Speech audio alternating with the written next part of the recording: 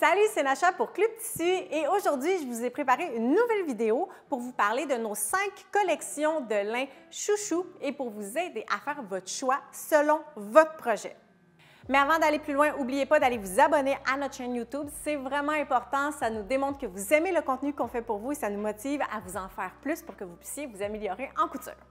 Et si vous avez des questions ou des commentaires, laissez-les pendant que vous visionnez la vidéo, ça va me faire plaisir de vous lire et de vous répondre. Si vous n'êtes pas familière avec le lin, je vous invite à visionner une vidéo que je vous ai préparée plus tôt qui s'appelle « Tout savoir sur le lin ». On va maintenant rentrer dans le vif du sujet où je vais vous présenter 5 de nos collections disponibles chez Club Tissu, autant en magasin qu'en ligne. On a le Ravello, le Sophia, le Lava, le Baltic et le Vivaldi. Je vais commencer par vous parler de nos 2 collections de composition de lin, soit le Sophia et le Ravello. La raison pourquoi je vous parle de ces deux-là en premier, c'est parce que comme c'est des compositions, ils sont plus abordables. Donc, c'est vraiment intéressant pour commencer à coudre le lin. Je vais commencer par vous parler de notre mélange de lin viscose Sophia. C'est une collection exclusive Club Tissu qu'on adore. C'est un mélange de 55 lin et 45 viscose qui a un poids moyen de 175 GSM, donc c'est plutôt léger.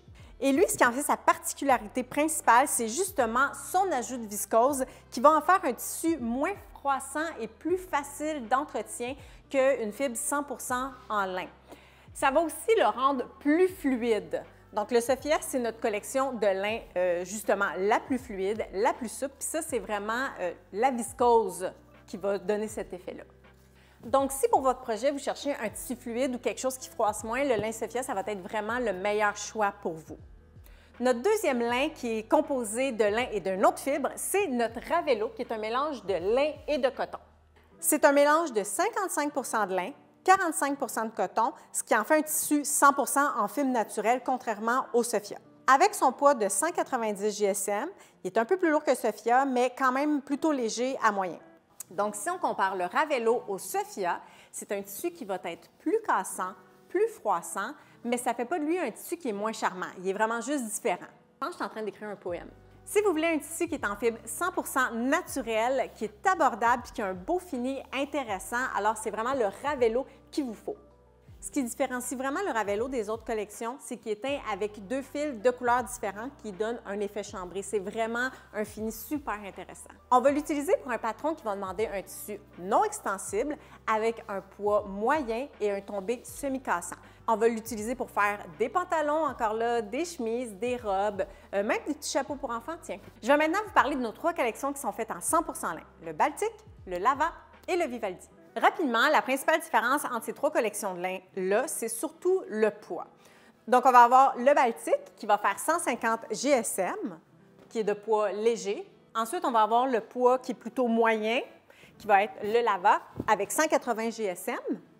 Puis finalement, on va avoir le Vivaldi qui va faire 240 GSM, qui est plutôt de poids lourd. Le Baltic est très, très léger. C'est le poids parfait pour faire la classique chemise en lin qu'on connaît. Il est disponible dans quelques couleurs unies, mais aussi dans quelques motifs vraiment très chouettes. En gros, la différence entre le Baltic et le Sophia, par exemple, c'est que le Baltic va être en 100% lin, le Sophia va être avec un mélange de viscose et lin. Le Baltic va être plus léger, alors que le Sophia il est légèrement plus lourd.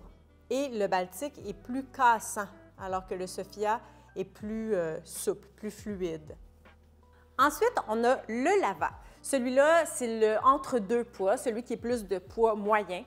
Il a subi un lavage aux enzymes. C'est un processus éco-responsable pour rendre le tissu plus souple. Puis si on le regarde de près, on peut voir qu'il y a comme un petit fini vintage lavé. Personnellement, j'aime beaucoup le Lava. Il est souple, il a une belle fluidité aussi.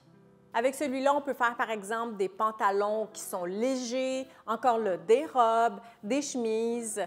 C'est vraiment une question de préférence. Finalement, on a le Vivaldi, qui est le lin le plus lourd que je vous présente aujourd'hui. Très doux touché. Évidemment, il y a un tombé plus lourd aussi. On peut l'utiliser pour faire des pantalons, des vestes en lin, des shorts ou même des salopettes, par exemple. On voit la différence entre le lin Lava, qui est juste ici, et le Vivaldi. On le voit que le lin Lava est plus fluide, alors que Vivaldi est un peu plus rigide, si on veut. Le Lava est très doux. Le Vivaldi est aussi très doux à la force de le laver, mais au toucher, là, quand on l'achète, là, il est plus... un petit peu plus raide. Avec les 2 dernières vidéos sur le lin qu'on vous a préparées, vous êtes maintenant bien équipés pour savoir quoi coudre avec du lin puis quel lin choisir pour faire votre projet. Si vous avez des questions ou des commentaires pour nous, laissez-les, ça va vraiment nous faire plaisir de vous lire et de vous répondre. À une prochaine!